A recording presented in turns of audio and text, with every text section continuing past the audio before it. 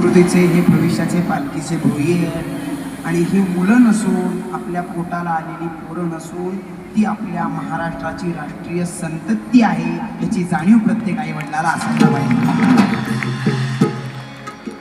मी तर बसलेल्या आई वडिलांना सांगू इच्छितो की आपल्या मुलाला त्या हायवेवरच्या 30-35 रुपयाच्या टोप्या घालून सॅन्टाक्रॉस बनवण्यापेक्षा कधीतरी महाराष्ट्राच्या मातीतील कधीतरी त्याला असा गोंधळी बनवा आणि शाळेमध्ये पाठवा.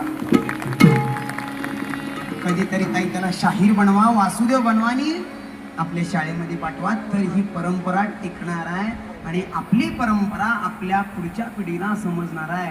कारण की पहिला भल्या पहाटे माझी आई उठायची, कपाळाला कुंकू लिहायची, सडा रांगोळी करायची, ती बासरीची अलगद अशी धून कानावरती यायची, पिंगळा पहाटे पहाटे यायचा आणि कुडमुडी त्याची वाजायची कुडकुड कुडकुड कुडकुड कुडकुड कुडकुड कुडकुड कुडकुड कुडकुड कुडकुडून चिमण्यांचा चिवचिवाट सुद्धा व्हायचा आणि त्यातून माझा पिंगळा यायचा.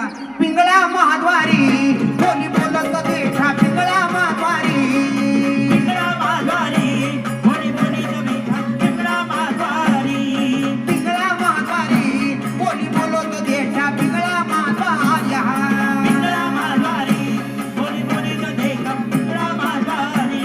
अरे ये जरी नाही काल पुढे दुसरा येईल, ये जरी नाही काल, ये जरी नाही काल, पुढे येईल दुसरा, ये जरी नाही काल.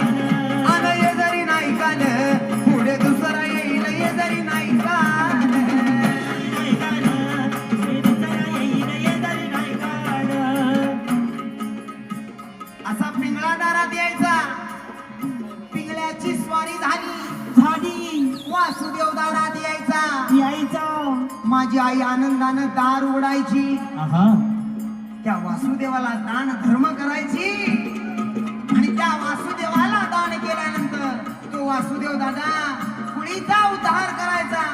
आता हे मी कुणाच्या काळातलं सांगतोय, इथं जी टोपी घातलेली मंडळी आहे त्यांच्या काळातलं हे मी सांगतोय, आत्ताचं नवं. आत्ताची आई आमची ताई माऊली वासुदेवाला म्हणलं की आली झडती म्हणून दरवाजा बंद करते लगेच. कुठलं पहाटेच्या पाराला यायचा, माझी ताई उठायची कवा आणि त्याला दान करायची कवा. ताई वासुदेवाला दान केल्याने मागच्या 7 पिढ्यांचा उद्धार होतो असं मला शास्त्र पुराण सांगतं. आणि मग ते दान पावलं वासुदेवाला, दान पावलं वासुदेवाला, वासुदेवाच्या देवा मायाला, वासुदेवाच्या देवा मायाला परमेश्वर प्रसन्न